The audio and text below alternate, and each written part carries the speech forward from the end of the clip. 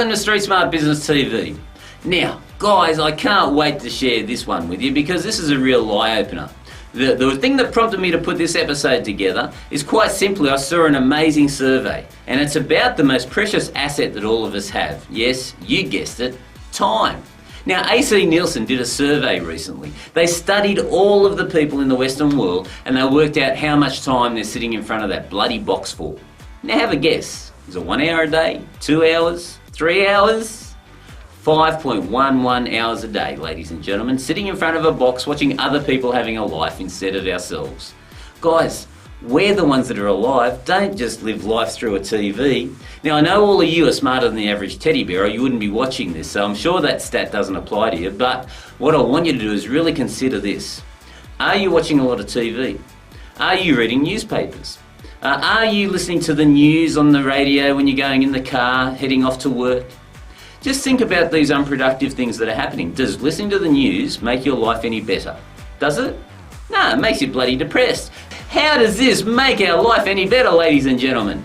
So how about, rather than listen to all this negative stuff that's going on, you put in a CD, something educational that you can listen to and from work. You're probably driving at least 40 minutes a day going to and from work, so there's like at least an hour and a half for you, and you can be studying things. You can be studying sales, you can be studying marketing, you can be studying, look, our AV expert, he's studying German right now, so he listens to German classes in his car as he drives to and from work. Guys, just think about what you can do with this precious asset that we have and don't waste it. You see, I see people out there and they say, I ask them the question, I say, so what do you really want to be achieving in your life? And some of them say, well, I want to be rich. And I watch them over time, and sure enough, the reason they're not rich is because of their actions. See, whenever they get spare time, rather than being productive, a lot of them just waste that time. I see they're the first ones to race down to the pub and go and have beers with their mates and get blind that night and come back with a hangover. Okay, not that there's anything wrong with that, I'm not judging. But if you really want something bad enough, you've got to focus on it and head towards it. Other people say they want to spend time with their family, and yet when I watch them, as soon as they get the chance, they're out playing golf instead of going home and being with their wife or their children. And exercise, you know, some people say, well, I really want to be fit, and yet I see them cracking open a packet of chips and drinking a can of Coke. Guys, get serious about what you want in life. See, this time that we have on this planet, we don't know, it's finite. We cannot expand it no matter how good we are. So we've got to make sure we live it to the nth degree. So what I'd like all of you to do, cut out that bloody TV, cut out the newspaper, cut out the news, put a CD in your car and start to educate yourself so you can really have the great things that the world has to offer. Now, I did some rough calcs just to show you how easy it is to gain another 5 years of life out of your life. How good's that? What would a billionaire pay if you say, hey, I'm going to give you an extra 5 years of life? Well, I'm about to share it with you and it's for free. So, if you wake up just 2 hours earlier, you cut out TV, newspaper, all that low productive time. So that finds you 4 hours a day. Okay, just cutting out the newspaper, the radio and the TV, that'll be an extra 2. So 2 hours waking up early and 2 hours of cutting out some useless time, that's 4 hours a day. 4 hours a day over a week is 28 hours. Okay, 28 hours over a year is 1,456 hours. Okay, if you look over 30 years, because most of you have probably got at least 30 years up your sleeve, that's 43,680 hours, ladies and gentlemen. Or, put it another way, 5 years of extra life just by waking up 2 hours early. So you work it out, guys. How serious are you about getting what you want? If you had that extra time, if you had that extra 28 hours a week, seriously, what could you do with it? I want you to make the most of your life. Remember, it's the only one we know we got. So until next time, take care of yourself.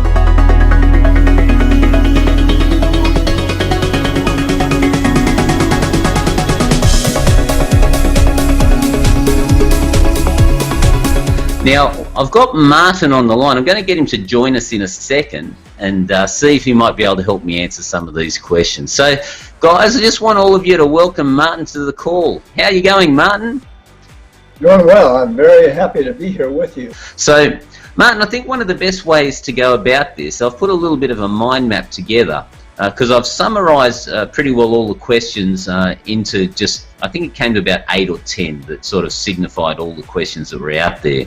And I think we might just go through them one at a time, mate. And while we do that, We can get your thoughts on them. I'm sure you might have a slightly different take to me on some of them, and our viewers can then make up their own minds. So is it okay if I show a screen and go through a couple of slides and show a few things that might help?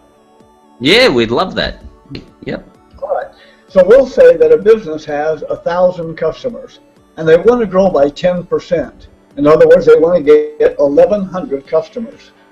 So if they want to get to 1,100 customers, let's see if we can make this work now. And let's just say that they lose 20%. Now, most businesses lose somewhere between 18 and 22% of their customers every year because of attrition.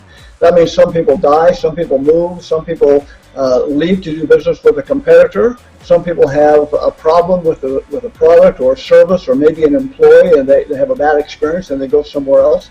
Most businesses lose somewhere between 18 and 22% of their customers every year. So let's just say on average that our customer here loses 20% of their clients. So the number lost then is 200. Now if I were to ask you what kind of percentage increase would we have to have in order to get that to 10% increase, most people would say, well, we need to replace the 20% and then add the 10%, so it's 30%. Well, the answer is not right.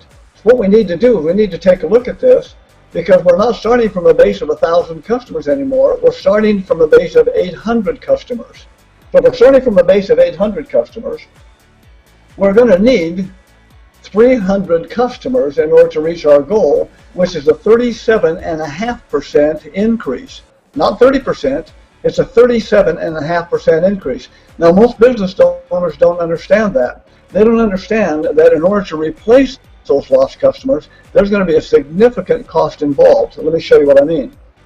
Our conversion rate, let's just say that out of 10 people that come into our store or office or place of business, that we can close or sell 2 out of every 10. So now we have a 20% conversion rate.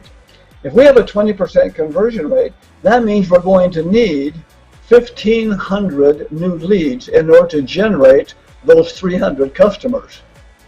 And you stop and think about it, that's an awful lot of leads. 1,500 leads to generate the 300 customers, because of 20% of the 1,500 is 300. So the question is, how much is it costing you to generate a lead? Most business owners don't know that. You've got to figure out how much does it cost to generate a lead, then how much does it cost to convert a lead into a sale or a buying customer. You add those two together, and that tells us what our customer acquisition cost is. Now, you have the tools. When you go through the training, you'll have the tools to show business owners this.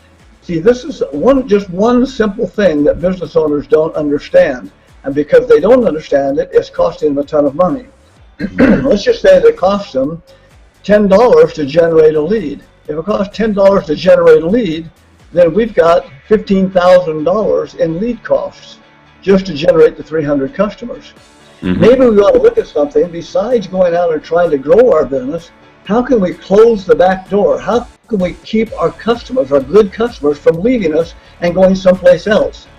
You see, for $15,000 to generate that many leads, how many letters, how many emails, how many phone calls could you make to those 200 customers that are leaving? You can make a whole lot of calls to those people and keep them on the books, keep them satisfied. You know, it's said that your customers are very much like your spouse.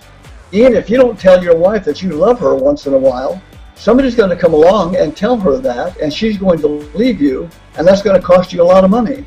Your customers are the same way. You've got to tell them that you like them, that you care for them, that you appreciate them, that you love them, and you really appreciate their business. If you don't tell them that, somebody else will come along, a competitor, and they'll take that business away from you, and that's going to cost you a lot of money. Alright guys, it's Q&A time again. Now we've got a question today. Who's it from, Michael? Alright, Christina Andanopoulos. I help frazzle business owners make more money, and I was just wondering, do you think interest rates will go up or down in Australia in the near future? And if so, what should I do? Well, Christina, look, here's the reality. I'm great in business. I'm a sales and marketing expert, and I'm a great strategist when it comes to business, but I'm not a financial expert, and I don't like talking off the top of my head. All I can say to you, to give you some advice, recently we had Harry Dent and John Thomas out here. I bought them out here at great expense, believe me. And the reality is, Harry Dent reckons that the bottom's going to fall out of the world and that the world's going to have serious challenges. And John reckons that the market's going to go sky high. So I hedged my bets. I actually don't own any property. Any money I have now is pretty well in cash in the safest places I can have it. And I actually trade John's recommendations. That way, if I do that, then I can't really get caught by any chaos that may happen.